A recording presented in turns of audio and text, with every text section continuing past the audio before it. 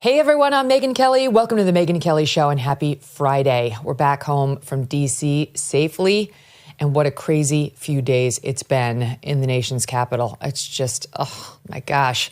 We are less than 2 weeks into Trump's second term, and there is more news than ever. Have you seen these videos, the latest videos of the plane crash? They're very disturbing. There is understandably a lot of speculation circulating today about whether this could possibly have been intentional. When you see the way this helicopter from the new angles seemed to have plowed right into the regional jet.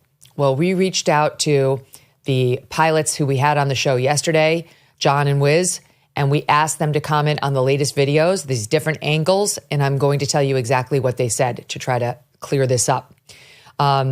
We've got updates on that. We've got updates on the status of Trump's nominees. Tulsi Gabbard, did she just get some good news? Kash Patel and Robert F. Kennedy Jr. Here to break it all down for us is our pal Charlie Kirk, founder and CEO of Turning Point USA. Don't miss a moment. Subscribe to this show on YouTube and follow me on Insta, Facebook, and X. As President Trump begins his new administration, one of the top Democrats in Congress aiming to undermine the Trump agenda is Senator Dick Durbin. And according to our sponsor, the Electronic Payments Coalition, Senator Durbin has a new scheme, a government takeover of your credit card. Today, Americans have thousands of choices in credit cards, but they say Senator Durbin's plan is going to result in less competition and less security, which means more risk for your credit and your identity. You can learn more at electronicpaymentscoalition.org and consider telling your senators to stop Dick Durbin's government takeover of your credit card before it's too late. Charlie, welcome back. Thank you, Megyn. What a week is right. And it feels as if it's been like a couple months of activity, but honored to be here and help unpack this with you. I know, so much to go over. Let's just start with the plane crash because everybody's talking about it. And those latest videos that we woke up to this morning, I mean, my jaw dropped. Yesterday I had on the show these two pilots, and I showed them the video we all saw that was circulating everywhere yesterday.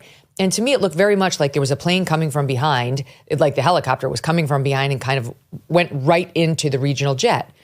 And they explained to me that what we were seeing coming from behind there actually was not there. So you can see this light approaching.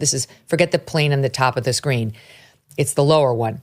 And you can kind of see what looks like a plane coming right into it, the helicopter running right into the regional jet. And they said, I wasn't seeing it right, that wasn't the helicopter coming from behind. That was a different regional jet or smaller jet. And that, in fact, the helicopter had been coming from like the side and is not really that visible.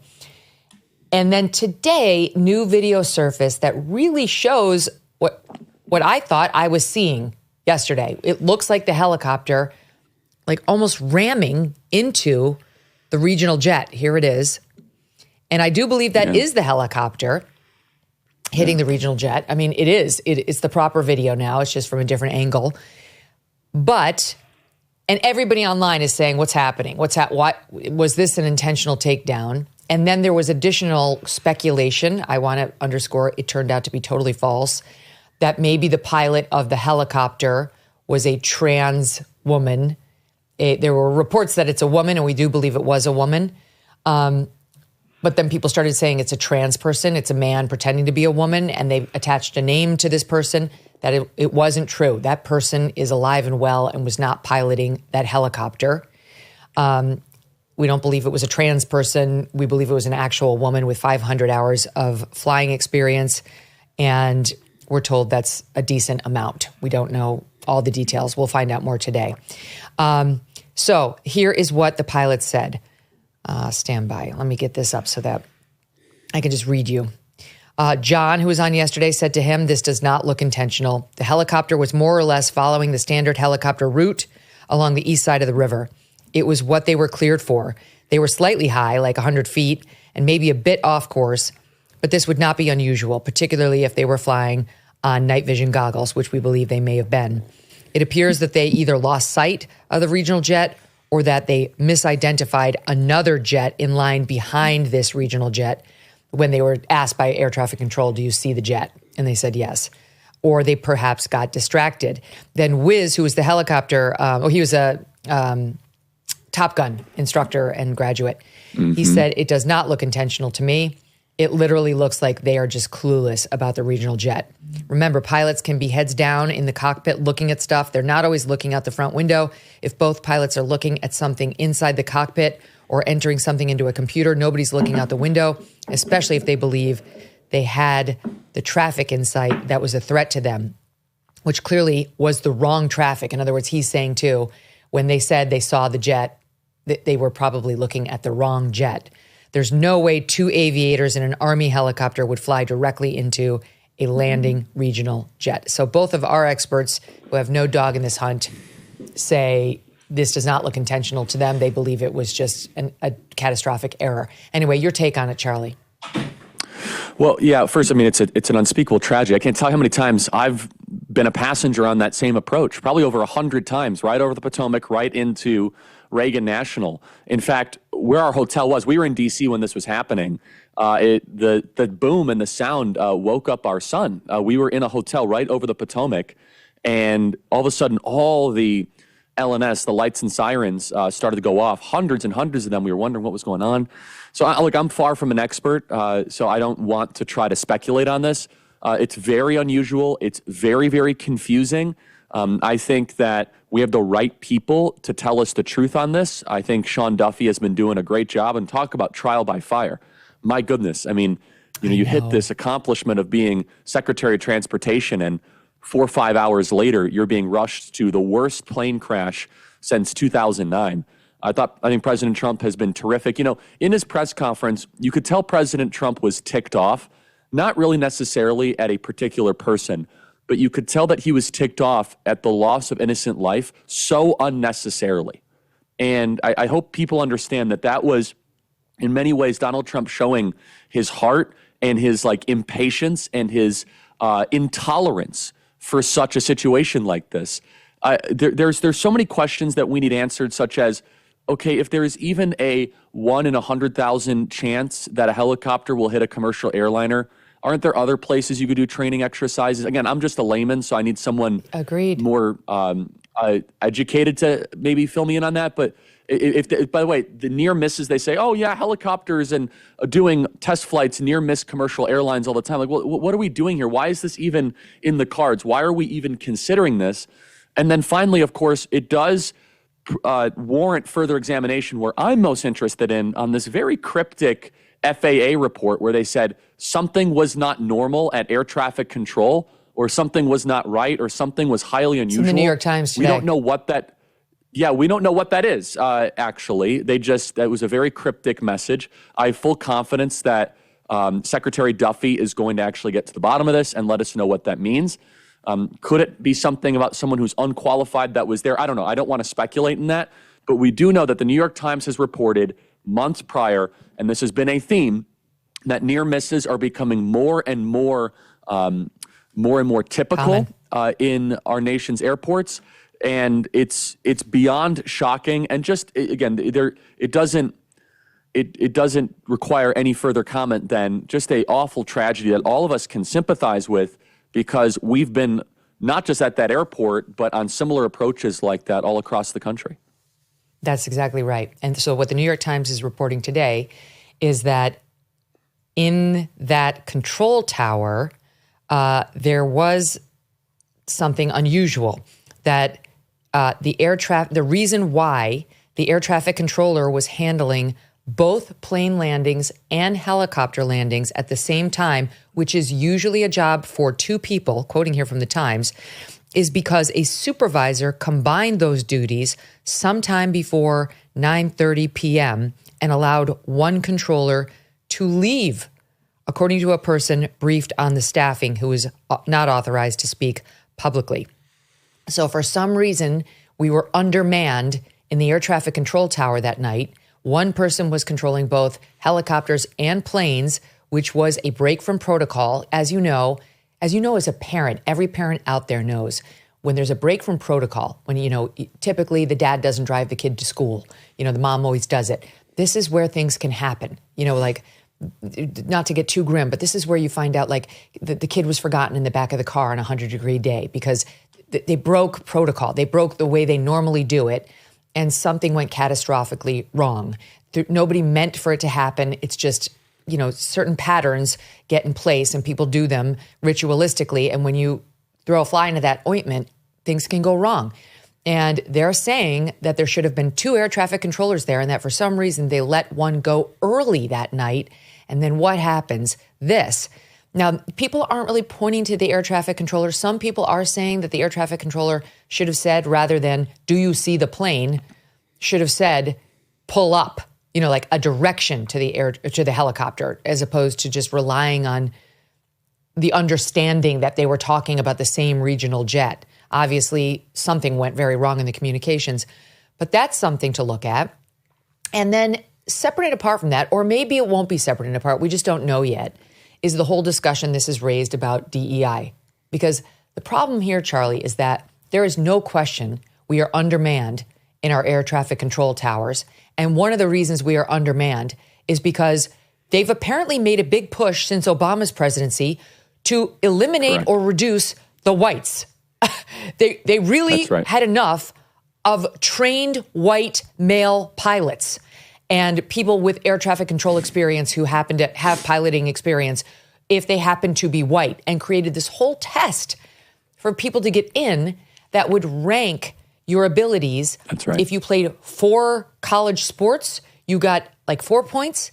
But if you had actual piloting experience in the military, you had 0 points added to your resume. That's to the point where there's this massive class action going forward by white guys saying, this is illegal. You cannot discriminate against us based on our race, based on our gender. Right. And this has been ongoing. So your thoughts on it?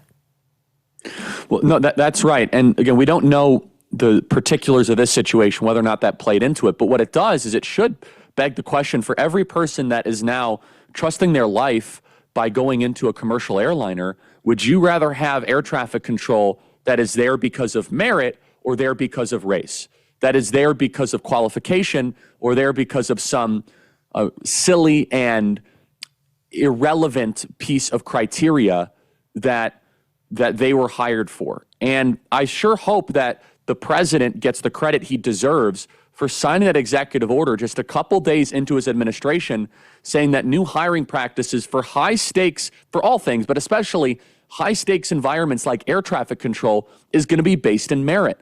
And this goes to show how the prior administration, it started with Obama and it really accelerated under Joe Biden, where we saw some of this criteria where the FAA was even saying that we want to hire people potentially with physical disabilities and mental disabilities. And it goes to show that these two things cannot coexist. The diversity obsession and merit-based excellence cannot coexist. They cannot. So you have to choose which one you want. If you go in the direction of a diversity-obsessed society, you will plunge into mediocrity at best and most likely substandard ways of living, catastrophic events, almost assuredly.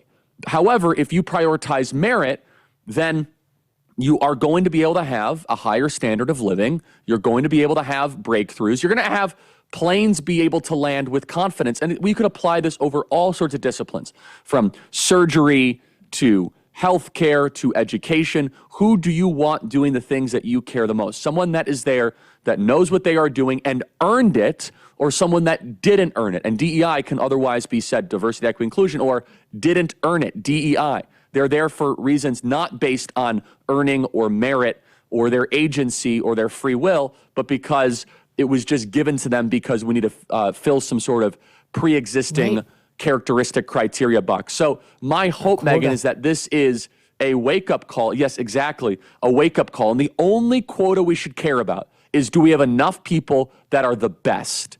And the best cannot coexist with political-based, highly driven diversity obsession. And so America chose merit at the ballot box, overwhelmingly chose merit. When presented in public opinion polls, Americans want merit over affirmative action. They do not want quotas. We want to be an excellent country, not a substandard, mediocre European country. And so my hope is that this will further the mandate that we can purge anyone from the federal ranks in whatever job that they are, for people that had to be given special accommodations on test scoring, on employment checks, on performance reviews because of their race or because of their gender. And I sure hope this will prevent future catastrophes from occurring because, Megyn, as you know, near misses are becoming nearly a daily thing, and we are playing with fire, and we need the best that our country has to offer in aviation, in healthcare, and across all these different forms of operation in our country. Absolutely. And it helps the diverse people who pass the merit-based tests never have to be second-guessed or get that look. Of course. You know, like, is that person here because of his merit, or is he here because of skin color, or is she here because of her gender? If we just stick to merit, it helps minorities, it helps everybody. The other thing is, I ask the people who are in support of this DEI, in air traffic control, in piloting, in medicine, do you want your child going under the knife of a DEI surgeon? Do you want your child on the plane That's exactly right. being piloted by a DEI pilot? Do you want your little one? Or would you prefer to know that this is the most talented pilot with the most talented air traffic controllers society can produce? And here's the thing about that. So there's a report in the Washington Post today, and we'll get to what Trump said. But there's a report in the Washington Post today saying Trump can rip all he wants on Obama for pushing to lower the standards for people who work in air traffic control and as pilots. But he didn't, but he did it. He created it in 2019. That isn't true. We actually went back and looked. Obama created this. He's the one who lowered the standards and prioritized, literally, as you said, like severe intellectual disabilities. Hiring those people. That's a real thing. We couldn't believe it, but it's true. Trump did not change it. He did not get rid of it in his first presidency the way he just did. So Trump was a little slow to get up to speed on some of these issues his first term. But now he did. Now he got out there with his executive order within hours of taking the presidency. Go ahead. Yeah, I want to defend the president here because understand the cultural context of 2017 through 2021 when he served. This was before the Great Awakening. At least the later part of the presidency was during kind of the whole Floydapalooza woke stuff. And there was still, remember how powerful it was when somebody called you a racist in the media? That still had a ton of cultural power. No, of course, I don't say this sarcastically. Like the president and his team, I'm not saying that they were ever presented with this as a major problem, but there was not a nationwide dialogue around merit versus race-based hiring. And certainly there was this kind of sword of Damocles that all public servants would walk around with of, my goodness, if they call us a racist, the entire presidency could end. So let's not do anything that might upset that apple cart. Now, I'm not putting any words in the president's mouth, but I'm just trying to defend the cultural context of everything that was happening during those couple years. What happened in 2020, obviously during COVID, and all the CRT, DEI, Robin DiAngelo, hate white people, tearing down statues, was a mask-off moment for what their agenda actually was.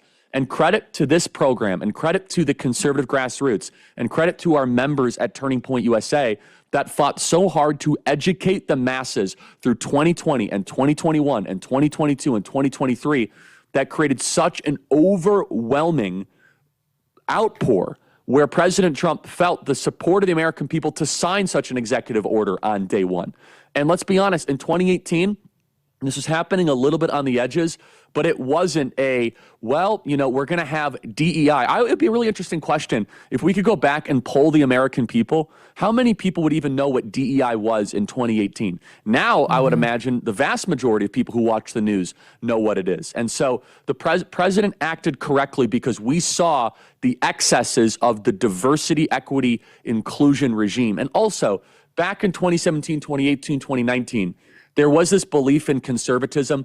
Well, you know, we have really good intentions and maybe we can work with some of these better goals to try to diversify the workplace. And they took total advantage of us. Obviously, it turned into an anti-white, anti-Western, anti-Christian agenda. It opened the eyes of those of us with common sense sensibilities. And President Trump acted correctly in his first couple days in office. Can I just add to that, Charlie? So I think about this all the time because when I was at NBC and had my calamitous downfall there, it was October of 2018. And so many people have come up to me over the years to say, like, the you that went out on the air and apologized after that whole thing, after you didn't do anything wrong, bears no resemblance to the you that we see today. And they're not wrong. You know, there was a combination of things going on there. I mean, I was very beaten down by a very rough year at NBC. And once you've been flagellated enough, you kind of like, okay, I guess, you know, I'm a terrible person like everybody says. But I can relate to exactly what you're saying, because my first instinct then, even though I knew what I was saying was true, was just to apologize and bend the knee, because that was the culture. It was like nobody was talking about this stuff. Like it was just, if you want to have a career, if you want to exist in polite society, when this mob turns on you, there's only one thing to do, which is to say, okay, I'll fall on my sword and move on. And it was part of my awakening, my own personal awakening, to do that, to feel disgusting about what was being done to me, to realize like I knew I was a truth teller, but I had to go through this performative thing, and then have things come awake for me like, no, wait, this is all part of a greater societal lie that's being shoved down all of our throats. It's not just about Megyn Kelly. It's about what they're doing to all of us right now. And it took a lot of us, a couple of years, especially, I mean, I think the post-George Floyd-apalooza, as you put it, was part of the awakening, where we're like, whoa, these are crazy people we've been listening to. Correct. That helped us all steel our spines. And so I totally get your point. It feels very authentic to me personally. Well, yeah, thank you. And a lot of people went through that similar journey. Millions of moms and millions of parents would, growing up, never want to be called racist or have their kid be called racist. And that word lost all of its meaning, obviously. It got diluted beyond any sort of potency, because they would call everything racist. They would say waking up early is white supremacy. Remember the Smithsonian Museum? It is the most legendary and best example. Being on time. Yes, exactly. The African American History Museum, chartered by the Smithsonian, said being on time, speaking correctly, doing math, the scientific method, they are all outgrowths of a white supremacist worldview. I mean, at that point, you just have to say, okay, these people are insane. This is a pathological mind virus that I don't want to attach myself to. And then I also think there was this undercurrent of people that were called racist just for breathing and existing, not for any action. That you are inherently racist because of the color of your skin. That you are inherently racist if you are a white person. So the majority of the country is inherently terrible. Okay, so then how do we reconcile it? Oh, there is no way that you could actually ever get forgiveness. You must be in a perpetual state of penance and bend the knee and redesign all of society just because of criteria based on skin color. So, well, that's tribalism. That's not meritocracy. And so I think we all went through this very healthy kind of opening of our eyes, and all the people that did scholarship on the CRT issue and the DEI issue deserve such credit for showing us the Marxist roots and the fundamental toxins that were kind of undergirthing this. And then we see, okay, we win an election presenting this to the American people, and the president acts on it. But I do think it's important for people to remember we are in a profoundly better place culturally than we were in 2018, 2019. Our instinct, and look at Pete Hegseth. It's a very interesting question. And by the way, thank you for your support of Hegseth and Bobby. I know we'll probably get to that. But if Pete Hegseth would have come under similar criticism in 2017 for Trump's first cabinet, does he survive?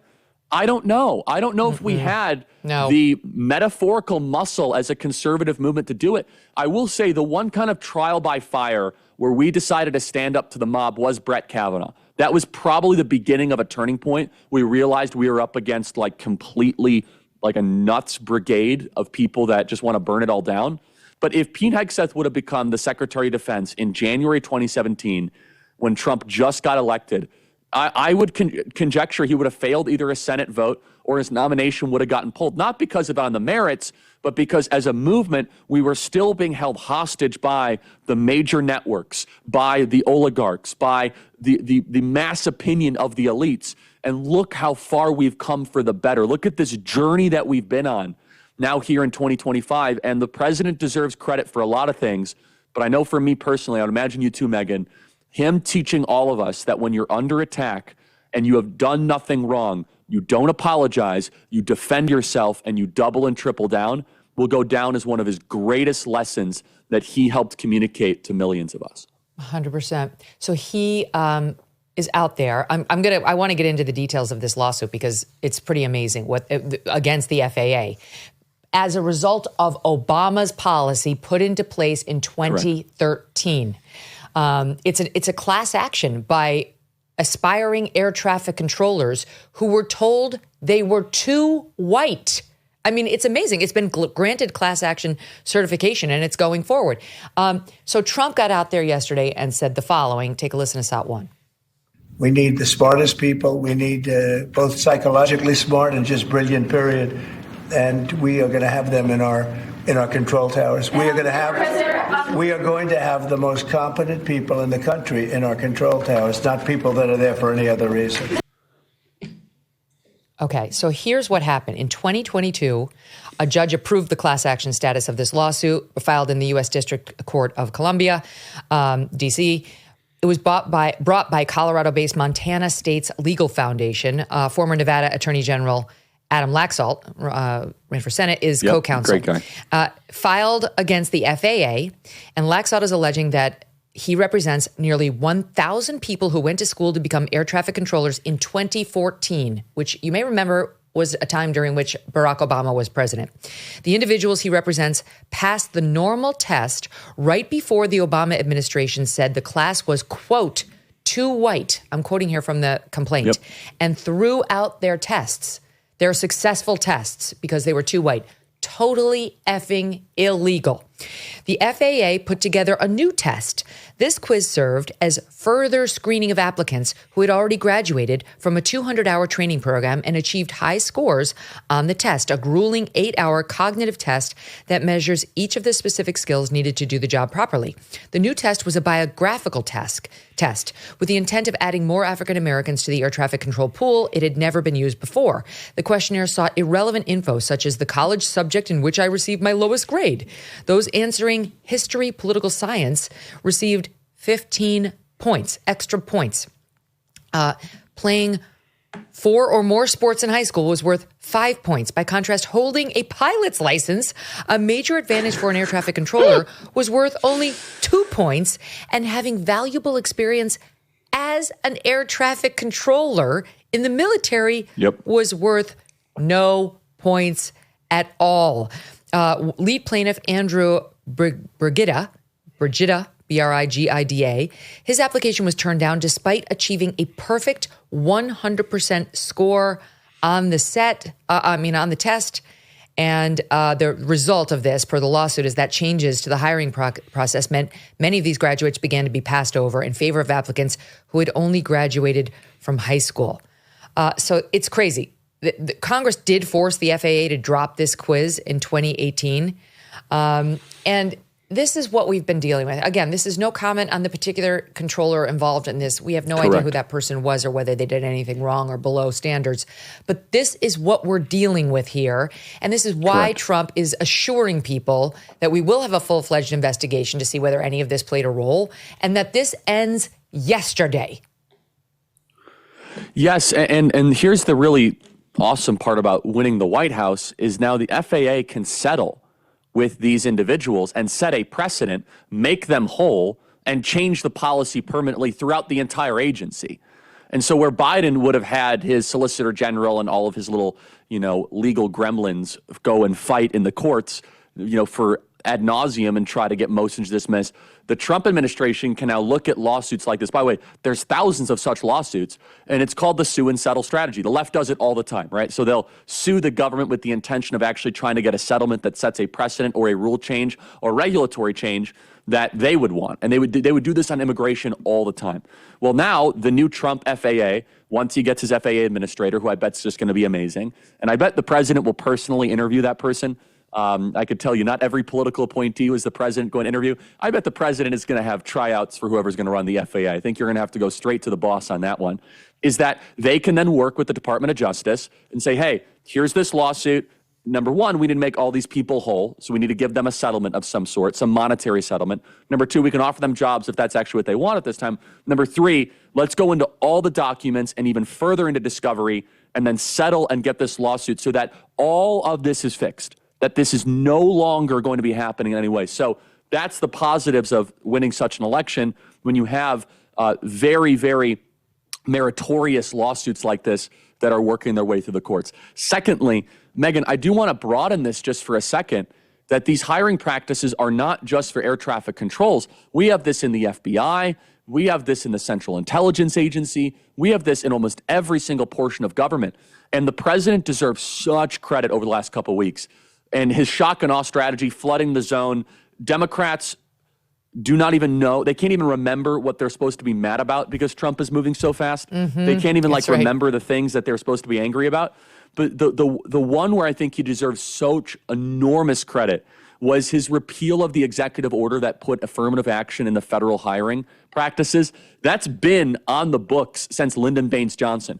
Congress did not vote for it. This did not come from the Senate. It was a simple executive action, executive order. Here it is, and no one has dared question it. President Trump got rid of all affirmative action in our hiring practices, which now means we have merit in every single agency. Now, the implementation of that is going to be difficult. It's going to be hard because they're so used to finding irrelevant criteria to grow the bloat and the federal bureaucracy. But that kind of moral courage, and I'll tell you, if we would have had 2 Trump terms in a row, I don't know if we would have had this. I don't know. I can't say either way. Do I think if Trump had if he had 2 terms uninterrupted, we'd be seeing a repeal of affirmative action? Probably unlikely. I think the 4 years of exile was horrible for the country, but very, very good for the president and his team to come out with such gusto, such spirit, such zeal and preparedness. And so in some ways, it was good. It was good for us that President Trump had 4 years off because this makes the next 4 years even better. Absolutely. He learned so much. He retooled his whole team, his whole approach. He watched what happened. And then the Democratic Party truly lost its mind. Not that they were reasonable under Obama. As we point out, they were doing this stuff under him. But they lost their ever-loving minds. And so the country got to see just how crazy they are. And they were ready for Trump to come back and implement all these things. So not only does he come out, you heard him in that soundbite there, but he actually also issued an executive action in response to the collision, saying first he's going to appoint a formal commission, and he picked the guy to head it as the deputy administrator for the FAA. He doesn't have a current FAA administrator. So this guy, Christopher Rocheleau, will be the acting guy. And secondly, he issued a memorandum ordering an immediate assessment of aviation safety and an elevation of competence over DEI when it comes to air travel. So that's excellent. He also did the same thing, not for nothing. He's been doing one of these kind of every other day, but one yesterday spoke to what's happening in K through 12 schooling, which is, it's about time. Now, normally schooling is handled at the local level. Normally that's a state's issue and a local issue, which is why everybody should be voting in their local school board elections and picking the right people. But the feds can influence it. And Biden's been doing exactly the opposite. He's been incentivizing, shoving things like the 1619 Project down the throats of K through 12 and college educators. And now Trump is reversing all of that. And it's just so beautifully said. I have to say, I love whoever's writing this stuff. And I know it's probably different people, a lot of Stephen Miller in here. But this one, I'll just read you in part what he wrote on the K through 12 Ending Radical Indoctrination in K through 12 Schooling, EO, signed Wednesday. In recent years, parents have witnessed schools indoctrinate their children in radical anti-American ideologies while deliberately blocking parental oversight. Such an environment operates as an echo chamber in which students are forced to accept these ideologies without question or critical examination. In many cases, innocent children are compelled to adopt identities as either victims or oppressors solely based on their skin color or other immutable characteristics. In other instances, young men and women are made to question whether they were born in the wrong body or whether to view their parents and their reality as enemies to be blamed. These practices not only erode critical thinking, but also sow division, confusion, and distrust, which undermine the very foundations of personal identity and family unity. My administration will enforce the law to ensure the recipients of federal funds providing K through 12 education comply with all applicable laws prohibiting discrimination in various contexts, protecting parental rights. Oh, shoot it in my veins, Charlie. I know. And again, I'm sure we'll get to it, but the ending gender mutilation one, the chemical castration one, that 1-2 combo, I mean, this is exactly what we worked for. This is why you spoke at the rallies, why I worked as hard as I did for executive orders just like this.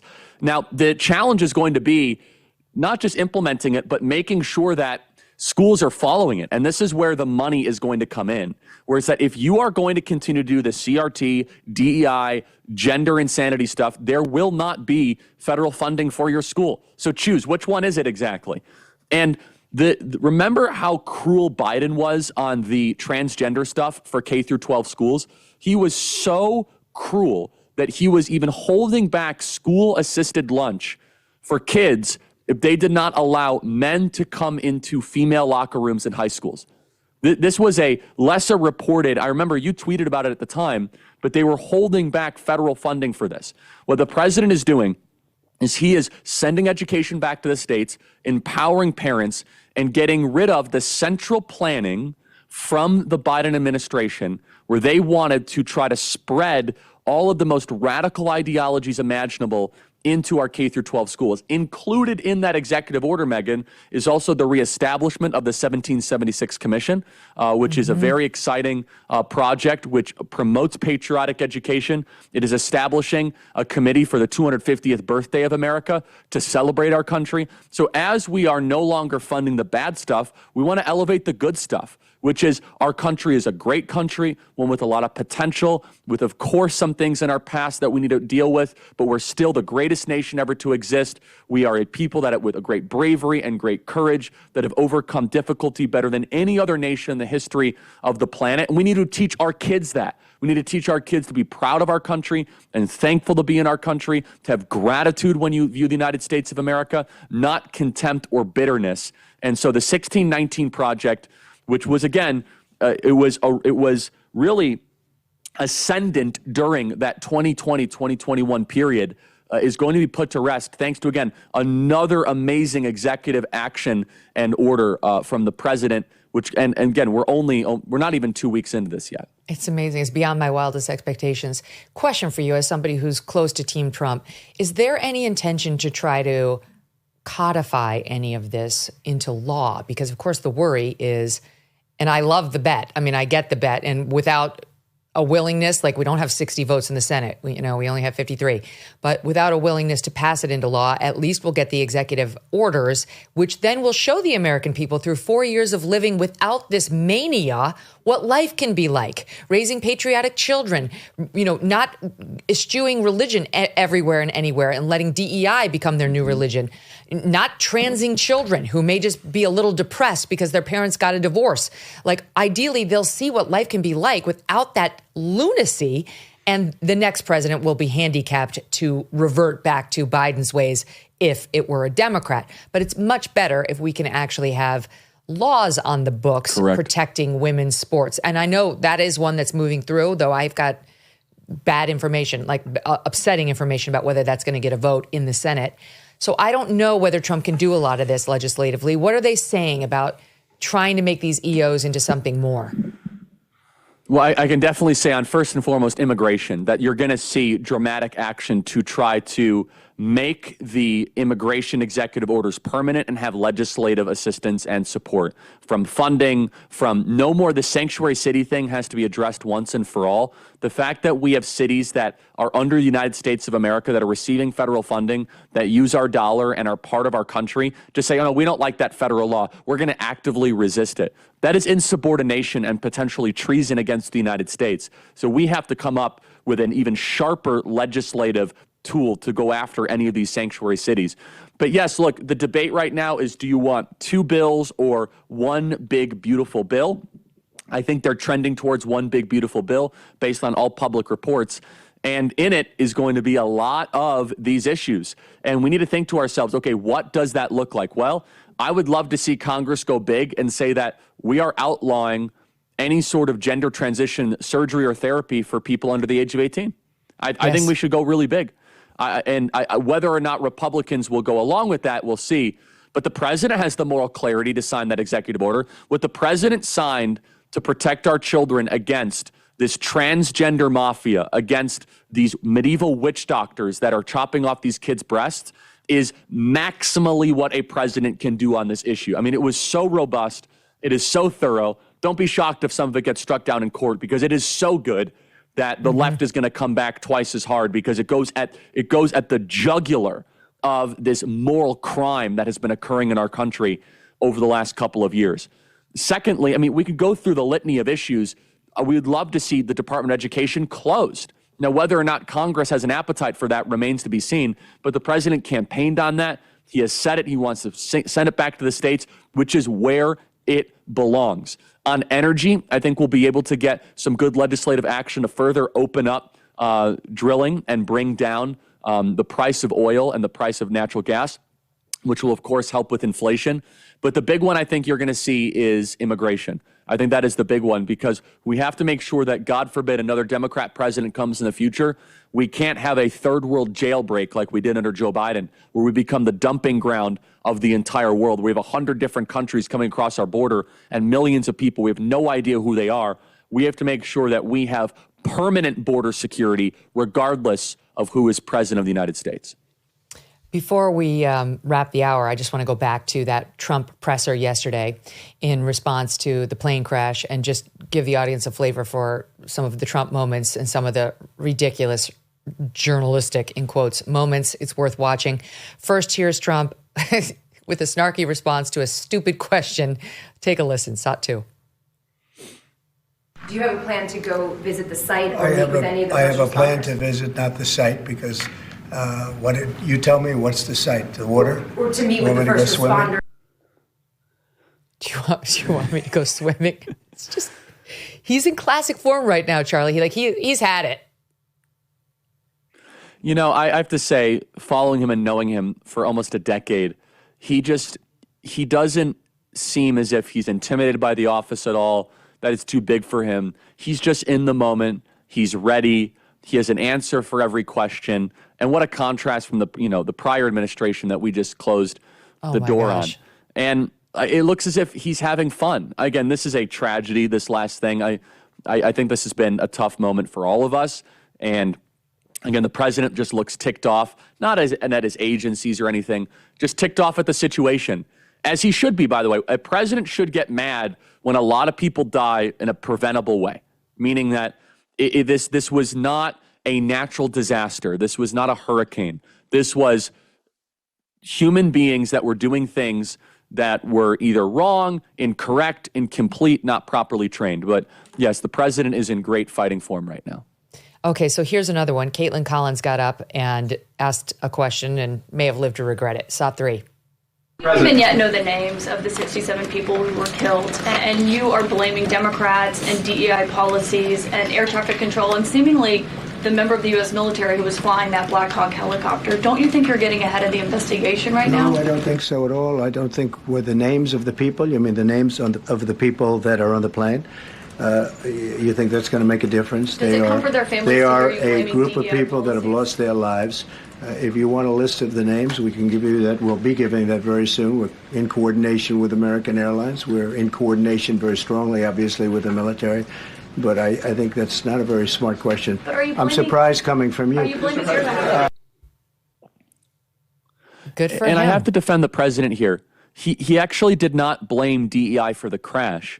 He blamed DEI for a dropping in the excellence of aviation standards. So he used it to make a broader macro point. He did not say that there were individual specifics around it, but he did say that I, as president, am getting rid of any risk that things like this will happen in the future, because DEI will lead to things like this in the future. So again, it's a complete misrepresentation by CNN and the major networks, which you would expect. Yeah, what a shock. Here is Trump responding to Pete Buttigieg, who made a similar allegation as the one you just debunked. Here he is. The FAA, which is overseen by Secretary Pete Buttigieg, a real winner. That guy's a real winner. Do you know how badly everything's run since he's run this Department of Transportation? He's a disaster. He was a disaster as a mayor. He ran his city into the ground, and he's a disaster now. He's just got a good line of bullshit. The Department of Transportation, his government agency charged with regulating civil aviation. Well, he runs it 45,000 people, and he's run it right into the ground with his diversity. It's pretty amazing. I mean, first of all, to your point, we just had a president who couldn't walk across a room. I know. The big boy steps are now back on Air Force One, and there's a big boy in the actual chair who shows up at the White House press briefing, takes the questions himself, fires off at the reporters, gives his real opinion, says bullshit if that's what he thinks. I mean, it's very raw and it's very honest. You can tell the guy's giving us his unvarnished opinion on almost everything. He knows where to draw the line. You know, like President Trump does know not to reveal classified information, what he can and cannot say, what's appropriate. But it's just so refreshing.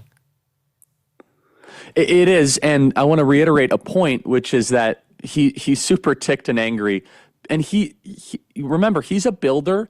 You remember Trump owned an airline for some time? He's not new to these sorts of concepts. He wants a country that works. If you go back into 2015 and 2016, a common theme when he was originally running for president was our airports are falling apart. We can't build bridges. Our roads are a disaster. He cares deeply about transportation. He cares deeply about equipment. And you could look at Pete Buttigieg and look at this mess that you just handed me. He's like, I got enough stuff to fix. And now we're a laughing stock of the entire planet. And that's basically what he's saying there is that Pete Buttigieg, with his line of BS talking about racist roads and equity in transportation. And America at its best has always been the leader in such transportation. We were the first in flight. We got to the moon first. We are the ones that helped build the railroads. And so we should be the world's leader in transportation. And I think the president, if I were to infer, I can't say this under anything else. I think the president is really ticked because it doesn't make America look good on the world stage. There were Russians and Chinese that died here. And it's unacceptable. And he believes that. And I thought Duffy did an amazing job in the press conference. Whereas, this is largely the transportation agenda that we've inherited from Mr. Buttigieg. Of course. I mean, who could realistically blame this on Sean Duffy and Donald Trump? It's like they've been in office for 2 hot minutes. And it's really like, and by the way, we don't know whether Buttigieg's and his policies are to blame either. What Trump was basically saying was, your car had a massive accident, and when I opened up the hood to see what was under there, it was a disaster. I don't know whether it was this engine that was behind the actual car crash, but your car is a disaster. I've looked under the hood, and there's so much for me to do here, and I resent you weighing in, Pete Buttigieg, at all, because you helped create a lot of the problems in this department. What's amazing, too, I have to say, is so you got Trump, who, again, we see him at the Oval Office taking questions from reporters on night one, just like firing back and forth very casually. I don't think there's been a day that he hasn't put himself out there publicly. Correct. You got Marco Rubio. When I interviewed him at State yesterday, I just went over to State. We sat down in the State studio together. Boom, here's an hour, no problem. And he's off on his first trip as Secretary of State. Pete Hegseth, from his desk at DOD, is like commenting on the fact that we're going to put some of these illegals down at Gitmo and on the airplane crash. Like, have we ever seen the defense secretary just kind of firing off like his thoughts from, it's what RFK said his policies would be: radical transparency at every level. Totally. I really think the American people are going to receive this extremely well.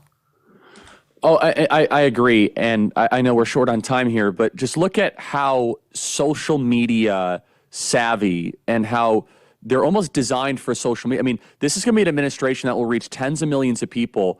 Bobby Kennedy doing health, Tulsi Gabbard hopefully at DNI, Kash Patel, FBI, Pete Hegseth with his sleeves rolled up as DOD secretary. I mean, come on. This is a new age digital administration that is willing to articulate, defend, and promote the agenda that the president has put forward. I'm super excited for it. I thought the same thing, where it just looks as if there's energy. There's spark. Yes. And these are people that have done a lot in their life that are ready to govern the country. I couldn't be more excited. These are not your typical Washington bureaucrats that Biden would pick. These are change makers, qualified with the energy to save the country. And they're working together, between Hegseth and Kristi Noem at the border, Hegseth and Duffy on the transportation. Like, you can feel it. It's just it's a new dawn. And I think the American public is going to be very grateful. More with Charlie right after this. Don't go away. You know how much my family and I love our dogs? Yes, even my Strudwick. I cannot imagine life without them. They've got a great life, but some dogs are not so lucky. And that's why I'm so glad to tell you about Delta Rescue, the largest no-kill, care-for-life animal sanctuary in the world. They have rescued thousands of dogs, plus cats and horses too. They provide all the animals with shelter, safety, and most of all, love. And they've been doing it for more than 45 years now. Delta Rescue relies solely on contributions to stay open, and giving can bring tax benefits too. Speak with your estate planner about how you can grow your estate while helping these animals in need. And check out the estate planning tab on their website to learn more. We love our Thunder and Strudwick, but would like other dogs who need love to find it too. Visit deltarescue.org today to learn more. That's deltarescue.org. Here is a shocking truth about New Year's resolutions. Whether you want to lose weight, improve your energy, or beat that embarrassing post-meal bloat, nothing works if your gut is not healthy first. That's why for 2025, I want to introduce you to Just Thrive Probiotic. Most probiotics die in your harsh stomach acid before they can do much good. Just Thrive Probiotic is the only probiotic clinically proven to arrive in your gut 100% alive. And that means better digestion, healthy immunity, great energy, and easy weight management. It comes in capsule form or berry-flavored gummies. So there's an option for everyone in the family. Plus, it's backed by an industry-leading 100% money-back guarantee. Love the way you feel or get a full product refund. No questions asked. Ready to transform your health in 2025? Visit justthrivehealth.com and use the code Megyn to get 20% off your first 90-day bottle. That's like getting a month for free. Justthrivehealth.com, promo code Megyn. Here's to your best health with Just Thrive. All right, so yesterday we had hearings for Kash Patel, Tulsi Gabbard, and the second day for RFK Jr. I sat in for an hour plus of the Tulsi hearing, and it was rather disheartening. I did not feel encouraged about her chances by the time I was done. But then later, I felt encouraged when I heard what Susan Collins, who is this, kind of Democrat masquerading as a Republican from Maine, said about her impressions. I mean, Trump lost her on Hegseth. I don't think he's going to get her on RFK Jr. I don't know. But here's what I saw when she cross-examined Tulsi yesterday. Let's start there. Look at this exchange in SOT 9. Have you ever knowingly met with any members, leaders, or affiliates of Hezbollah? No, and it is an absurd accusation. Okay, so there's Tulsi pushing back on her. The cross-examination by Susan Collins wasn't particularly aggressive, but it kind of sounded like that. You could argue that she was just giving her a chance to respond to the things that have been alleged about her, but you could hear Tulsi sort of taking issue with even the suggestion. Well, after the fact, Collins said, I was happy with her responses to my questions. That, too, is a little ambiguous. What does that mean? Like you were happy she fully answered them? Or you liked what you heard? But I think it's somewhat positive. Net, I don't think she would have used the word happy if she were going to vote against her. Now, that doesn't answer the question of whether Tulsi gets through, because there were a lot of Republican senators there who seemed not like fans of Tulsi's. Cornyn of Texas, Langford of Oklahoma, they did not seem like fans, Charlie. And she certainly had a few Democrats who seemed very against her. So what do you think is going to happen with Tulsi?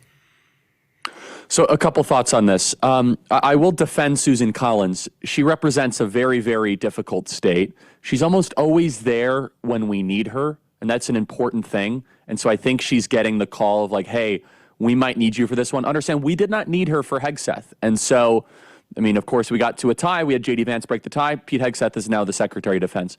And she represents a goofy state. For some of these other senators that represent deep red states, there is no excuse and there is no place to hide.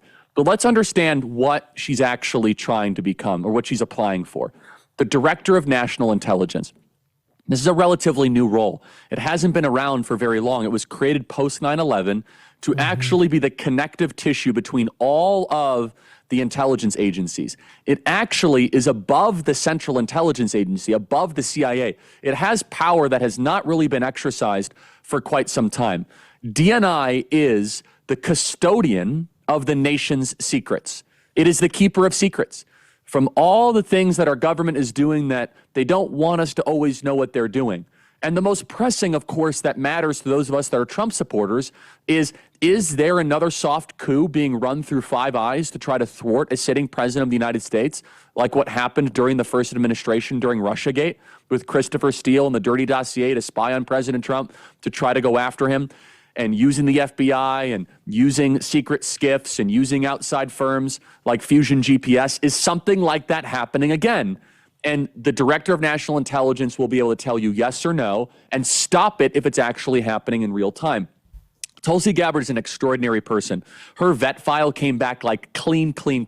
She actively has a top-level security clearance, a TSSCI. She serves in the military. She was a former Democrat, which makes this even more interesting because she has been so focused on trying to reorient American foreign policy to a America first standpoint, not one of neo-globalist, internationalist wars and nation building at every single corner and every turn. Now, why is it that her confirmation is the hardest of all of them? Well, because the intel agencies are so resistant to any change. And a lot of these senators, to be perfectly honest, have been fed BS by these intel agencies for so long and acting as if that they've done nothing wrong and we can't reform them and it's jeopardizing national security. Well, on the other side of it, how much damage has our intel agencies done? We invaded Iraq wrongly, by the way, because of faulty intelligence on weapons of mass destruction. We got involved in Libya, something we never should have gotten involved in, which turned into the Libyan civil war because we were told Muammar Gaddafi is like the worst person on the planet. Or how about all the faulty intelligence in the Russian-Ukrainian war, or the faulty intelligence that we've seen all across the Middle East and Syria, or in parts of Lebanon? What Tulsi Gabbard wants to do is restore the integrity of the nation's intelligence service. Now, there's some interesting elements in here, and I've been really hammering this unsuccessfully, by the way. I think it's outrageous that they're not doing this vote in public. It is the only agency official where I think the CIA maybe, but that one wasn't as controversial, where they go into a SCIF, a secure compartmentalized information facility, and they do this vote outside of the public eye. And I think that's outrageous. I think when you're trying to elect somebody who's a lifelong transparency advocate and you're going to go into a secret facility and we can't see how the actual members vote, I find that to be repulsive. I think people should be incensed about that. I think that our elected officials should not operate in the shadows, that they should tell you how they vote. And they so work just to for reiterate, us. when they actually end up voting for Tulsi Gabbard, this will not be like how they vote for Bobby Kennedy, where they sit out and they say, aye, nay, aye. Okay, the ayes have it, goes out of committee. They go into a secret room where no cell phones, no staff, only members are allowed in a secure compartmentalized information facility, and they'll say, well, what do we think about Tulsi? And they'll take the vote, and they could decide to make the results public, or they could lie about the results, or they could do vote trading. I think the front page of a certain newspaper says democracy dies in darkness. Hey, Washington Post, any interest in this one? Where our elected senators are going into a SCIF to go determine the future of who is the custodian of our nation's secrets? If that is not darkness, what is darkness? Because we don't know how Mike Rounds is going to vote, or Todd Young. Please, yes. The risk in them doing it is, what we think is that if they sink her nomination, it will be the Republicans who sink her. I mean, that's what's going to happen here because they have the majority. Of course, and we won't know. But they were even harder on her yesterday than the Dems. Honestly, it was like, it was tough to find somebody who sounded like they were going to defend her. She handled herself beautifully. I mean, she was articulate and poised and strong and unflappable. It was to the point where I was there and I brought my assistant, Abby, who comes with me pretty much everywhere.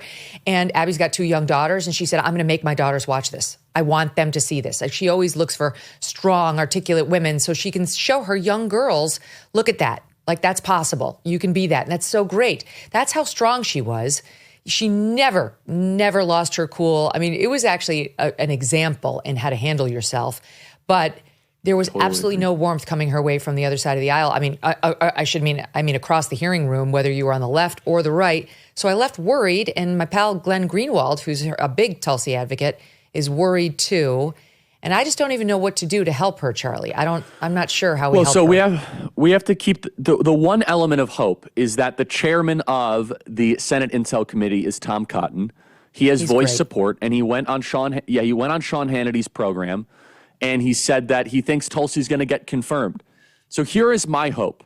My hope is that senators who really don't like Tulsi are going to go in this skiff, and they're going to feel all the public pressure, and they'll say, guys, let's just vote to put her on the floor. Now, understand, you can vote for her in committee and then vote against her in the floor, which is probably the deal that they're brokering with Susan Collins, to be perfectly honest, right? That they say, hey, just get her out of committee. Now, once it's on the floor, there is no skiff, there's no hiding. That is in public. My hope is that these senators will all talk a really, really good game, but when that roll call actually starts to come, that they might falter. So we have a 53 Senate majority, which, so you kind of go with this. Okay, McConnell is probably a no because he's just the worst. Let's just say that John Curtis from Utah is a no. That gets us down to 51. So you could lose one more. Will Susan Collins come through for us in the end? Will Murkowski come through for us? How will Lankford vote? How will Todd Young vote? Cornyn? We don't know, but Cornyn. I think Cornyn will end up voting for her. Look, if Cornyn does not vote for her, like he is done in he is done in Texas, by the way, if he does not vote for her, vote for Bobby Kennedy. And that's not a veiled threat. I can tell right now, there's very well-funded opposition that is being mounted. He's in a deep red state. He's already, in a lot of ways, deeply unpopular. We've said at Turning Point Action that if you oppose President Trump's nominees and you are from one of these red states, we are going to fund a primary challenge against you. We've been very open about that. And in fact, we were unafraid to issue those kinds of salvos during the whole Pete Hegseth situation in December, and obviously helped contribute to the reversal and the pivot from that. I mean, Pete Hegseth went down from like a 1% to 2% chance of becoming Secretary of Defense to now just doing an extraordinary job. So I don't want to say, okay, what is the percentage chance of Tulsi advancing? If she gets out of committee, her chances will improve dramatically. Her fight is in the committee, which of course happens in the shadows and in the darkness. All right, let's talk about RFKJ. So I didn't get to the soundbite yesterday, but there were a couple of extraordinary exchanges in his day 2 in front of the health committee confirmation hearing. He had to go through 2. And Rand Paul is just a star. I mean, good luck challenging Rand Paul on medical issues. Just ask Dr. Fauci how that went. Rand Paul is one of the reasons Dr. Fauci felt he needed a pardon, because it seemed clear that Dr. Fauci lied to Rand Paul's face repeatedly while under oath about his gain of function, involvement, and so on. And Rand Paul just knew the questions to ask Dr. Fauci during the relevant time. He's been very fearless. So he used his time at this confirmation hearing to respond to Senator Cassidy, who also is a doctor. And Senator Cassidy of Louisiana, we talked about him yesterday. He's a problem. He's a pivotal vote on this. So I'm going to set it up by showing you Cassidy and RFKJ on vaccines. And then I'm going to show Rand Paul using his time to respond to it. I mean, it may all come down to this. So take a look at Cassidy in SOT 20. If you are approved to this decision, to this position, will you say unequivocally, will you reassure mothers unequivocally and without qualification that the measles and hepatitis B vaccines do not cause autism? Senator, I am not going into the agency with any. Well, that's kind of a yes or no question, because because the data is there. And that's kind of a yes or no. And I don't mean to cut you off, but that really is a yes or no. If the data is there, I will absolutely do that. Now, there is the data, just because I used to do hepatitis B, as I've said. I know the data is there. Well, then I will be the first person. If you show me data, I will be the first person to assure the American people that they need to take those vaccines. So in response to that, here's Rand Paul. SOT 21. The reason you have distrust from people at home, why they don't believe anything you say, they don't believe government at all, is you're telling my kid to take a hepatitis B vaccine when he's 1 day old. You get it through drug use and sexually transmitted. That's how you get hepatitis B. For the record, if a child is born to a hepatitis B mother, that child may have a 95% chance of becoming a chronic carrier. And we vaccinate those people, and nobody's against that. But if the that's a very small percentage and a red herring. Finish. That is not what we're talking about. 99.9% of kids don't have a hepatitis B, Mom. And could they wait a while? Could they get vaccinated 3 months or a year? Yes. That's and Rand Paul understands. But Bill Cassidy is being so stupid. We test for hepatitis B in utero, so we know if the mom has hepatitis B. That's not what we're talking about. It is a mandatory, like, minute one vaccination in certain states. Thankfully, in Arizona, even the nurses are like, smart decision when we say no hepatitis B, because it has lost all trust and credibility in the rank and file. A lot of progress is made on that one, but this is a deeper question. Can we even criticize the child vaccination schedule at all? Like, you're trying to tell me I have to give my 8-month son the COVID vaccine? Why? Prove it to me. No, I'm not doing that. So Senator Cassidy should really, again, I hope he comes and votes for Bobby Kennedy, but he should be challenged as well. The childhood vaccination schedule is become insane. As I could say this as a father of 2 kids, the rapidity and also what they are vaccinating for are things that I think, are not necessary to be inoculated against always. Chicken pox is debatable. I had chicken pox growing up. I can understand the argument both ways. But what is the safety and the efficacy of these vaccines? Is it necessary? Do you have to go through the entire schedule? Are there any side effects? And it almost gets to this place where it's like, we shall never question vaccines. They're nothing but great. Megyn, I'm sure you know people that have been vaccine injured, and it's a very serious thing. And they are treated as if they are like modern day cultural lepers. They're not allowed to be talked to. You're not allowed to be considered.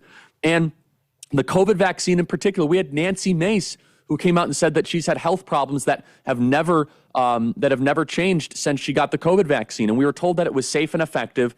And yet then we look at all these studies that they reference. It turns out that there's a lot of corruption in the medical and scientific literature. A lot of these pharmaceutical companies are funding these studies. Again, all of us are pro-vaccine. We want vaccines to be safe and effective, obviously. But I'm also a free thinker, and I'm not just going to carry the water for people that have done nothing to earn our trust. And so I hope we can win over Senator Cassidy. I find his comments to just be laughable in some ways, because anyone knows that, okay, the hepatitis B vaccine in particular, yes, if a mom has hepatitis B, which we test for, then give the kid the vaccine. But within minutes of a child's birth, you're trying to tell me that there's no side effect for pumping them with a hepatitis B vaccine, which is completely unnecessary, I think is wrong. I think it's one of the reasons why we need Bobby Kennedy so badly. So I certainly hope he'll end up voting for RFK. To me, it's so infuriating. I give my kids all the vaccines. They're not vaccine injured, thank God. By the way, highly recommend the shingles vaccine as an adult, because you can get it in your eye. It's just disgusting. Anyway, apparently it's very, very painful too, but that's an adult. That's an adult decision. You can decide whether you want these vaccines or not. But Bobby Kennedy, they were all over him on the vaccines. As the audience now knows, he was on the show for 4 hours. We just spent two full hours on vaccines, and not COVID vaccines. These vaccines that he's getting cross-examined over, MMR vaccine, and his long history of alleged vaccine denialism that he got cross-examined over and over and over and over again. And the long and the short of it is, Bobby Kennedy jumped up and down and said, there's mercury in these vaccines, and I don't know that it's safe. And they said, you're crazy. It's totally safe. You're a nutcase. And what wound up happening? They took it out.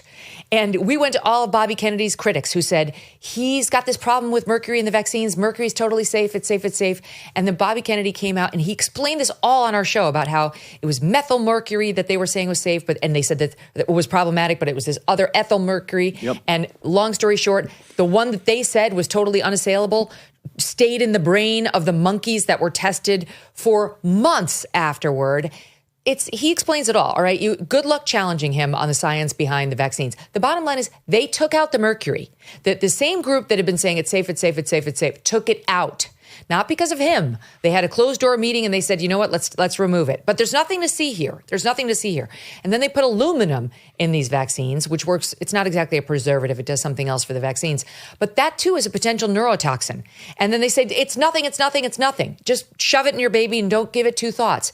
But all of this is going on while the toxic stew that our children are swimming in was growing exponentially from, the pollutants in their water and the fluorine and the chloride to the pollutants in their food, to the pollutants that is on your sofa and the baby toys and the baby bottles and all around them. And Bobby Kennedy has been saying, can we just pause a little to figure out what's causing this? Why are the allergies doing this? Why are the ticks doing this? Why is the autism doing this? Why was this something you never even heard of when I was a child to something that is 1 in 30 now? And they look at him and they say, you're a kook. You're dangerous. You're dangerous. It's infuriating. It's infuriating to be standing on my side of the aisle with children or yours and to just, and again, with God, thank God, perfectly healthy children, to say, why are you so determined to stop the questions? And the COVID vaccine is even a more persuasive case where you've got young boys, 15-year-old boys with myocarditis dying, and they won't acknowledge it. No, and by the way, the COVID vaccine is now on the childhood vaccination schedule. So there are 18 months olds that are getting the COVID vaccine. That's never going to happen. We're not doing mRNA gene altering technology. By the way, what is the risk if my kid gets COVID?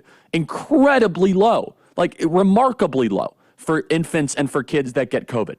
So there's a lot to unpack there. But I think also, shouldn't the broader question be, okay, vaccines causing autism, whatever, fine. Not going to get into that. But what does cause autism then? Why is it 1 in 30? Can we have a discussion of that? Are there other environmental pollutants? Are there other neurotoxins that we haven't addressed? Is it our diet? Is the radioactivity? I don't know, but something is causing it. Something is causing this massive spike, and yet Bobby is the criminal for noticing. You see, Bobby is the enemy for noticing, and the old expression goes, to find out who controls you, find out what you can't criticize. And we cannot criticize our public health authorities. And the media is so in bed with it for a very simple reason, which I hope the president and Bobby Kennedy get rid of, is you're allowed to advertise on these networks so shamelessly that they have bought the entire media industrial complex. 100%. I was laughing. I was watching the Bills-Chiefs game, and I was watching a football game doing work, and all of a sudden, the most ridiculous commercial ever pops up where it's like some guy running through a meadow, and they list all the side effects of these drugs, might cause sudden death and might cause all these different things. And I said to myself, there's no way that this ad is persuasive. There's no way that there's some guy in Buffalo, New York, watching the Bills game being like, you know what, now I need to go buy that drug. No, it's part of a broader strategy, which, by the way, pharmaceutical advertisements is actually the lowest cost per dollar return of anything. No, it's part of a broader strategy where they're trying to win the goodwill and control these media companies so they get favorable coverage. Yes, that's what it's all about. It's not about promoting their drug. No one cares about it. These are awfully produced commercials. They don't put any energy into it, right? They go through whatever DEI thing of some, black dad playing baseball with his kid in the yard. Okay, whatever. No, fine, whatever. It's nothing against that. And then they say, okay, here's it, Jardiance or whatever, get this drug. Ask your doctor about it. Okay, no one actually ends up doing it. Instead, what it does is it gives them air cover against any of the journalist class and any of the people making the decisions at these media companies that could potentially investigate them or give them a scintilla of negative coverage. It's truly the warning labels are you could try this to decrease your skin itchiness, but it may cause testicular boils. It's wait, whoa, what? Oh, really? Who in their right mind would sign on to that? I do want to say this to Senator Cassidy, whose vote we really need, in with all due respect. And by the way, I asked the audience to call his office yesterday and gave him the number. And I said I would call, and I did. I personally called. It was actually very funny. They took the number down. The guy was like, the Megyn Kelly? I'm like, yes, the Megyn Kelly. I want you to, and he was like, do you live in Louisiana? I'm like, no, but I have a loud mouth and I have a lot of listeners who do. Okay, they took the number down, but here's the email that I asked and they told me. The email is Hannah, HANNAH _bar, BARR, at Cassidy.senate.gov. Hannah_Barr, HANNAH_BARR at Cassidy.senate.gov. And I think, with all due respect to Hannah, and I'm sure she's a lovely person, and Senator Cassidy follows me on X, so I'm sure he saw the posts I sent his way yesterday. They need to hear from us directly. And here's why I feel so passionately about it, Charlie. Forget all that stuff about MMR vaccine, which will not be banned. Trump has said it will not be banned. Bobby has said it will not be banned. Bobby's past work to ask questions about it is in the past. He's not going to make this an issue. He's made that really clear. He has his beliefs about it, but Trump is the boss.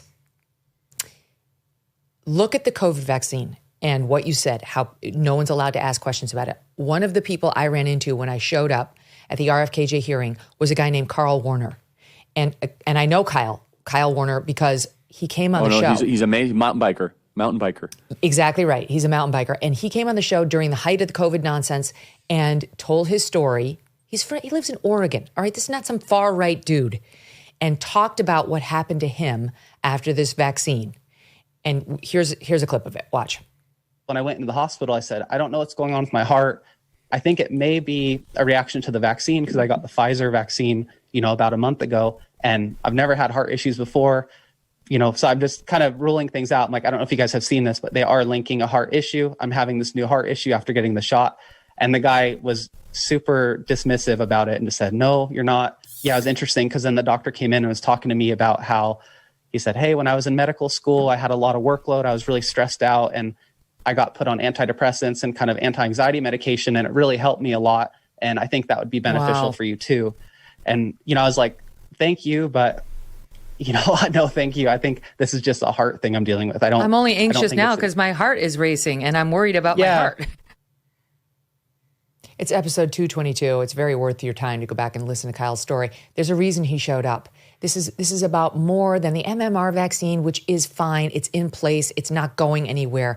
It's about a whole, I know it gets overused, but medical industrial complex that cares more about hooking you on drugs like SSRIs and taking every single vaccine so that they can make a ton of money like Pfizer did, like Moderna did.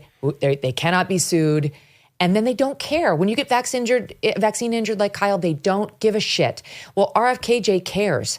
Jay Bhattacharya is going to care. Marty McCary, ideally at FDA, is going to care. And you need a disruptor like RFKJ at the top to run herd on it. Someone who will not be bullied by these behemoths who have more money than God. That monetize the sickness of the country every day. And we are the sickest we've ever been. We are the least healthy we've ever been as a country. So think about it. We're the most technologically advanced. We have the most breakthroughs. We have AI doing half of our work for us right now.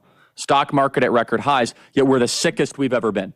So how does that exactly work? We're the most overweight, the most alcohol addicted, the most drug addicted, the most suicidal, the most anxious, the most depressed that we've ever been. And so something is fundamentally wrong. And of course you've heard this before, we have a sick care system, not a health care system.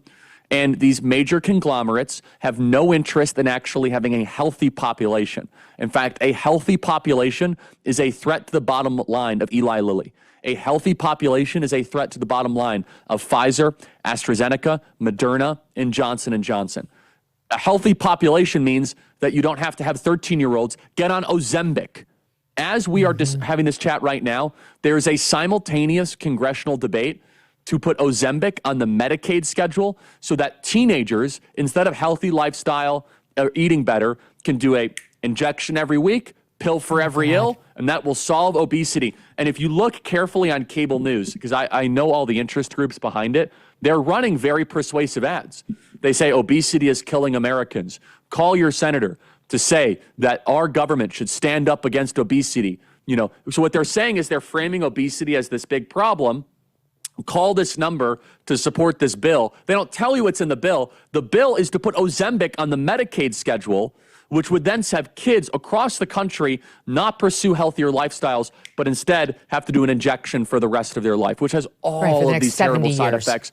Oh, and I mean, you have gallbladder issues and kidney stones and digestive problems, and only also, by the way, supports and reinforces all of your other unhealthy habits, right? Eating, exercise. They are now looking at obesity as a permanent genetic condition, not lifestyle choices.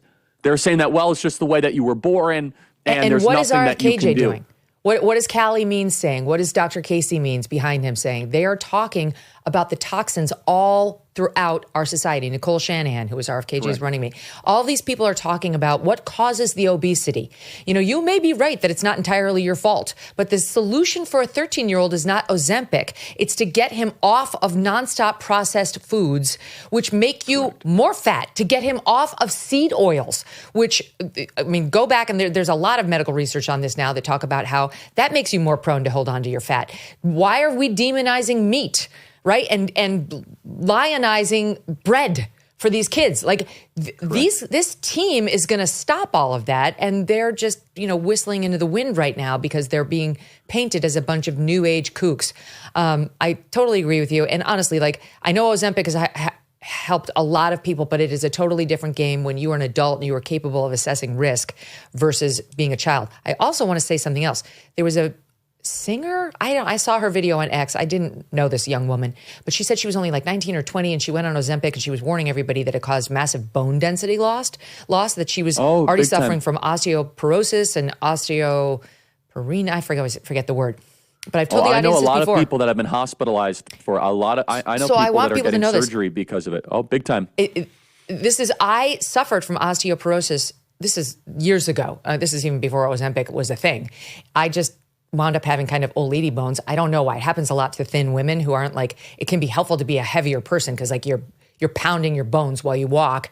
And a lot of thin women wind up with this condition. Anyway, not for nothing. I've said this before, but I did go on this once a month injectable drug called Evenity for whatever it's worth for 12 months. And truly it cured the osteoporosis. It was gone. And I got to do a maintenance routine for a year, the 3 years I think it is. But it's a miracle. For me, it was a miracle drug. Check with your own doctor, do all that. But I just wanted that young woman. I don't know how to reach this young woman, but she should know about this. Not everybody knows about this drug. Okay, so anyway, that's RFKJ. I don't know what's going to happen with him. Do you want to handicap that one? I give RFKJ a 60 to 70% chance of getting confirmed. Okay, I like that. I feel like Senator Cassidy is going to do the right thing. He seems like a good man to me. Doesn't seem like a lunatic with a political agenda. I think he'll listen. I hope he'll listen. I hope he calls me. Now, Kash Patel is going to make it, but that one was just kind of fun. I mean, that was just fun to watch. It was really fun, right? The exchange with Amy Klobuchar. Let me just kick it off with that one because some people thought he was too snarky. I enjoyed seeing him give it to her. I thought it was great. He was in SOT 12, just to give people a flavor. On Joe Pack's podcast, he asked you, the Capitol Police in that fake January 6th committee, they didn't tell the truth, did they? Patel, no, not just them, many others. And lying under oath is a federal offense and they should be investigated for it. Do you believe that about the police officers? That's a general statement and a mischaracterization of what I said. I encourage you to read the rest of the interview. This is why snippets of information are often misleading and detrimental to this committee's advice and consent process. If you consent, I would love to have 5 hours of questions and then I could read the whole transcript. You've got 2 minutes. Wow. In September. That was amazing. It was obviously a rip on what they'd been doing to him. Nobody gave him any time to answer any questions. Right? Well, I'm sorry. I keep going. Yeah. Yeah. No, I'm just saying, I'll give you one other example. Here, for example, is how Mazie Hirono, the star of the Senate, how did Tulsi Gabbard and Mazie Hirono come from the same state? Okay. Here she is. This is what she did to him. Watch. We have heard already your book includes a list of 60 people who you think make up part of the executive branch deep state. Mr. Patel, if confirmed, do you plan to investigate President Trump's former FBI Director Christopher Wray? Yes or no? I have no plans in going backwards. I have plans in safeguarding. How about James Comey? Do you plan to investigate him? Senator, every investigation will be subject to the same legal standard. Do you plan to investigate James Comey, who's on your list? I have no intentions of going backwards. How about Bill Barr? Every intention of using the Constitution. How about Bill Barr? Do you plan to investigate him, who's on your executive branch deep state, and you say you're going to ferret out the deep state? No one yes or that no? did not break the law will be investigated. No answers to any of those. Okay. Go ahead, Charlie. No, I just wanted to say to Amy Klobuchar, I mean, she has such a high view of herself, as if she is some sort of like high priestess of the Congress, that no one's actually ever stood up to her. I find her to just be so ridiculous. And Mazie Hirono, I mean, what a smart person, I have to say. I mean, she is just like so amazing and insightful to listen to, where she reads her prepared remarks. I have to say, remember the one where there was something where she attacked like all men? Remember that during the Brett Kavanaugh thing? Like, the men of America need to shut up and need to just kind of get out of the way. Sounds on brand. And so I think Kash is just doing phenomenal. I thought that all three, Tulsi, Bobby, and Kash, were in very, very difficult situations. You could tell that they had to kind of hold themselves back at times because there was intentional provocation attempts by the Democrats. But I would give Kash Patel a 99% chance of getting confirmed. Yeah. He's getting through. And I would say RFKJ was more combative in his second day. And I think that's good. He needed to get out there and, mix it up a little bit and not let them just beat up on him. All right, I've got to spend a minute on immigration. So Trump's amazing executive orders and the Laken Riley Act now being signed into law, they are not going without some pushback from the Democrats. And of course, the pushback is just in so many corners racist, elitist, classist, right? This is where they go every time. Like, who is going to mow my lawn? Like, truly, every time you hear them going with that line of argument. Correct. That brings me to Democratic strategist Jenna Arnold on a CNN panel with Scott Jennings in SOT 29. I think they ought to be put on notice. And you got to play by the rule. Everybody has to play by the rule. I don't want to hear that they're doing work that no one else will do. Talk to guys in the building trades, plumbers, contractors, picking strawberries.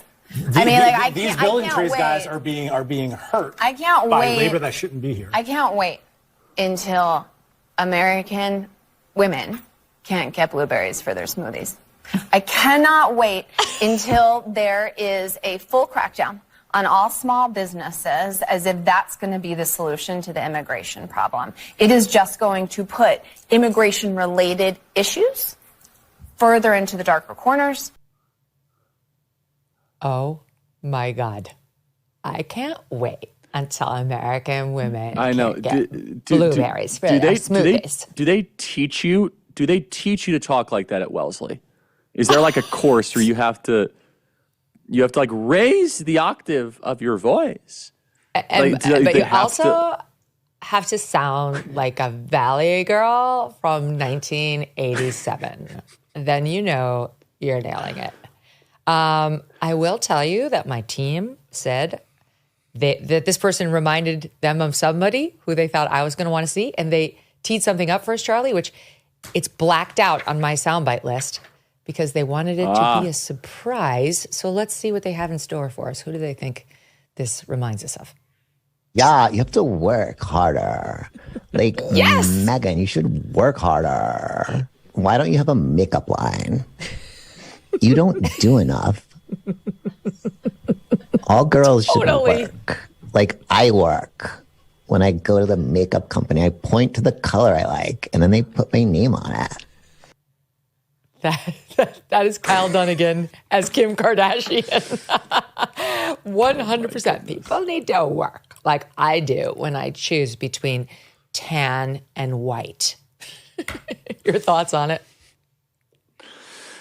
Well, I mean, look, of course, to your original point, this is what they want mass migration to be. They want it to be the service class of the oligarchy. There are two reasons why they want open borders. Is they want to make sure that the Hedges and the Hamptons are pruned to their liking for the lowest possible wage imaginable. And then they want a ton of voters that keep them in power. That's it. It's never about enriching their lives or helping the American middle class. It is two things. It's the service class for the ruling class, and then these people are going to vote for us. And of course, she goes right at it. And it is this old trope. It's like, well, who's going to pick your lettuce and who's going to pick your strawberries and who's going to pick your blueberries? But not a single person can answer a more fundamental question, which is that we are quickly going towards mass adoption of artificial intelligence. We are quickly going towards the merging of advanced robotics and artificial intelligence. So that means that more people are going to be out of work, not less. So therefore, if more people are going to be out of work and we're going to kind of have an employment, not crisis, but a little employment hiccup that is very similar to how we transitioned from the agrarian-based society to the Industrial Revolution, shouldn't it be the perfect time to press pause on mass migration? Shouldn't we probably not have as many people coming into the country because we're going to have a lot of job displacement? And this is not some sort of theoretical. When polled, over half of Fortune 100 companies say that they plan serious layoffs in the coming years because AI is going to replace those workers. Now, that is high tech work, but also we're going to see this in the manual trades as robotics starts to get put in place. So it begs the question, why is it they want all these people in the country? Oh, it's for permanent political power. It's not for blueberries. It's for the midterm elections. And this smoothie. We saw some of this on display at Karoline Leavitt, who's the new press secretary. She's doing a great job. She's out there being just as combative as the media deserves. She's not being unnecessarily combative. They come in there with hatred for her, Trump, his supporters, and his agenda. And she is responding appropriately to a group of people who not only hate her and him, but are working actively to undermine him while masquerading as objective journalists. Here she is on the subject of these illegals in a White House press briefing on Tuesday, SOT 27. The 3,500 arrests ICE has made so far since President Trump came back into office. Can you just tell us the numbers? How many have a criminal record versus those who are just in the country illegally? All of them, because they illegally broke our nation's laws and therefore they are criminals as far as this administration goes. I know the last administration didn't see it that way, so it's a big culture shift in our nation to view someone who breaks our immigration laws as a criminal, but that's exactly what they are. You may have one of the worst first. They all have a criminal record? And welcome to the briefing. If they broke our nation's laws, yes, they are criminal. What do you make of what's happening in the White House briefing room these days, Charlie? Well, as someone who's 31, looking at someone who's 27 be press secretary, I think is phenomenal. And it just goes to show how awful the media is. They have not given her even a little iota of credit that someone in their late 20s can take on the entire Washington press corps. With a young baby? That's a remarkable thing. Yes. I mean, imagine if Joe Biden put some sort of 27-year-old up there. It would be the darling beyond darlings. It would be Vogue magazine. It would be front page of the New York Times. It would be Meet the Press. It'd be the 60 Minutes interview. So I hope that's not lost on people. That's a 27-year-old taking on the entire Washington press corps. And for everyone out there that has kids in their 20s, I mean, you should use that as an example. Like, this is someone who has a child who's taking on the entire Washington press corps, the defendant administration that the media hates.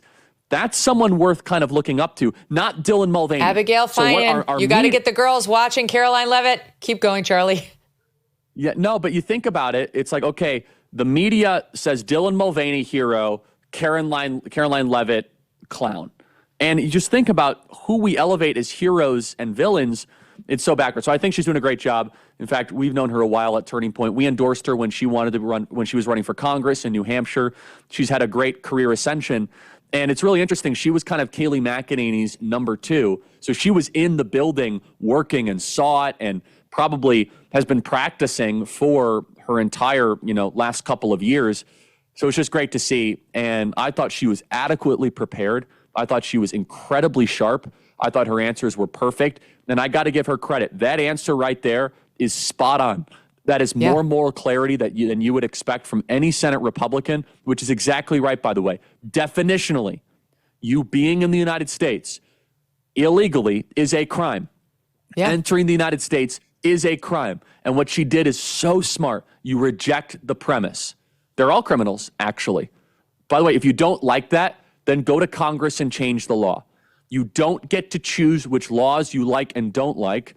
The executive branch follows what Congress has passed. Congress passed that it's illegal to come into the country and stay in the country without invite, without to sneak in, to border jump. And so by definition, they are all breaking the law. And I think Karoline has just done a remarkable job. Absolutely right. And when I see her, I can tell she's young, but I see somebody who's going to be a massive threat as this job goes forward, right? Because if she's this good, her first week on the job, they're going to have their hands full when she's been doing it for 2 years. So I hope it lasts because she does have a young baby, and that's a very demanding job. I see like the press releases come out the night of the plane crash. It's like very, very difficult to have a little babe and do that job, hats off to her, wishing her nothing but success and goodness in this role. Before we get away from illegal immigration, listen to this Al Jazeera journalist trying to justify why it's going to be very tough for these countries of origin to take back their illegals. Like, they really just need to be allowed to stay in the United States because I guess we're bigger and we can handle them better. Watch. Oh. Mexico cannot cope. Not sure any country can, but Mexico can't cope with like a sudden influx of millions of people. I mean, as much as she wants to embrace them, to use her word, when they come back and make them feel welcome, it all sounds very nice when you're listening to it, but the reality of that is just completely unsustainable. That is an Al Jazeera journalist saying Mexico cannot handle the influx of their own citizens being returned to them, Charlie. Yeah, and just, I want everyone to understand this, which is the Haitian government said something similar, where they said if we return Haitians back to Haiti, it would destabilize their country. Oh, that's the point, actually. So if you can't even accept your own people, we're not talking, again, I would sympathize with the argument totally, by the way, if we were sending like Nicaraguans to Mexico or Mexicans to Nicaragua. Totally get that, right? Like, another country should not be forced to take other people's people. But that's the point, isn't it? Yeah. We're actually being forced to take other people's people, right? And so that, and everyone will be like, oh yeah, of course you shouldn't send Brazilians to Honduras or Hondurans to El Salvador. And so, but this goes down to the entire dichotomy that we're in, this binary way of looking at things, where the Biden administration looked as if we've done such evil as a country, the way that we repay all of this, all of our guilt, is by becoming the world's dumping ground. There's nothing we can do about it. You guys can come here, and that we must just kind of absorb you. Where we have a view, say, wait a second, no, if you're not invited into a place, you're not welcome into that place. And if Mexicans' own people is going to destabilize their country, then what exactly does that say about it? And that's about the people that are actually coming back. And secondly, let's just look at the Colombian example. President Trump did a masterclass on the whole Colombia situation over the weekend. I mean, it was like 10 out of 10, A++. It was incredible. But if the Colombian government was even flirting with the idea of wrecking their entire economy over a couple dozen illegal migrants, what does that tell you about the couple dozen illegal migrants? Like, who are these people? Why are they willing to put up such a fight? How bad the are they? answer is they don't want them back. And so if they don't want them back, that should be... Yes, but I mean, like, at the same time, that should be more confidence for us to expel them from our country in an orderly Right. Well, and my take way on it is now back. Trump says he's going to be sending them down to Gitmo. Great. Let's see if these countries of origin object. Right? You may get countries like Colombia where you're like, fine, great, keep them at Gitmo. The point is, get them out of the United States. They shouldn't be our problem. Clarifying what I said, that wasn't an Al Jazeera journalist. It was a PBS special correspondent named Julia Galeano Rios on Al Jazeera's podcast called The Take. So in any event, that's the immigration thing. I want to ask you the time we have left, because, you know, you spent a lot of time with the people in the administration and you've done so much to get them in place in the first place. So what could possibly be next, Charlie? After the shock and awe of the first less than 2 weeks. Oh, there's more coming. Where could things possibly go from here? Well, a couple things. Number one, there are more executive actions and orders coming. But secondly, we now have to fulfill these executive actions to make sure that they are not undermined by the actual rank and file of the federal bureaucracy. There's a couple major fights that are going to come to a head, which is the DOJ team, when all of a sudden they say that these departments no longer exist. What happens if the departments say, no, they do exist? What happens when they're going to start leaking and defying orders? So there's a whole fight that's going to happen within the federal bureaucracy. Trump is going to win that fight because he is in charge of Article 2. We don't have we don't have a fourth branch of government of the federal bureaucracy. No, it is under Article 2. The president is in charge. What the president wants, what the president gets. We must curtail and rein in this idea of the permanent administrative state. And then Congress is going to start moving. You're going to see a lot of good pieces of legislation, and the president is going to bring the price of energy down. We're going to see inflation go down. So I'm just thrilled with the pace at which the president is operating. And we're not even 2 weeks into this. And I just think 10s across the board. And we still have another 4 years basically of this. So I'm thrilled, and all ideas are on the board to make America great again, to bring us back to prominence and greatness. This is why I work so hard. This is why you work so hard. And praise God that we're in the situation that we're in. Charlie, never in a million years did I think, even in that speech I gave in Pittsburgh, that he would do everything I said within the first 10 days. I did not see that coming. I have been overwhelmed with the goodness. I said to the audience, every day feels like Christmas. Every day feels like I got a raise. And then I got another raise the next day. And you're like the way you feel, just elated, like, oh my God, this is such a boon. This is wonderful. I can't wait to see what he does next. And thank you so much for helping make it happen. No one more critical than you. Charlie Kirk, thank you, my friend. Thank you, Megyn. Talk to you soon. Thank you. We'll be back on Monday. In the meantime, I did a lot in D.C. this week, and we'll be posting some of the fun behind-the-scenes pictures that we took at megynkelly.com. You go on, you sign up. We send you one email a week. It's on Fridays, so today would be a good day to do it. And we don't sell your emails. We don't bombard you with anything. You just get this one email from us a week, and we give you some fun behind-the-scenes things at the show and just highlights from the shows that we did all week, in case you missed some of the goodness. So enjoy that. Go to megynkelly.com and sign up now. Have a great weekend, my friends. These days, personal safety is not something that can be left to chance. Whether at home, on the road, or just living everyday life, having a reliable way to protect yourself and your family is crucial. This is why Byrna is the choice for so many.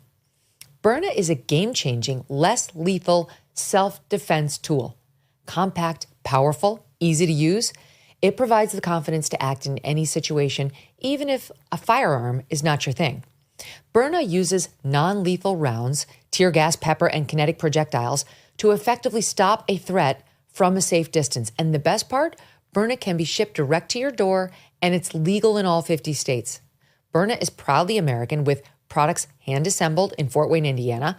And listen, sometimes a firearm is not the right option, or maybe you want to use a non-lethal option before you resort to the lethal one of a firearm. They've got tons of firearm owners who are big fans of Byrna. So Byrna provides a powerful alternative or addition to your self-defense plan. Protect what matters most with Byrna. Visit Byrna.com, that's BYRNA.com/Megyn if you want to receive a 10% discount. And learn why thousands of people and law enforcement agencies too are adding Byrna as part of their self-defense program. This is a less lethal protection option for you. Byrna, non-lethal self-defense, always ready.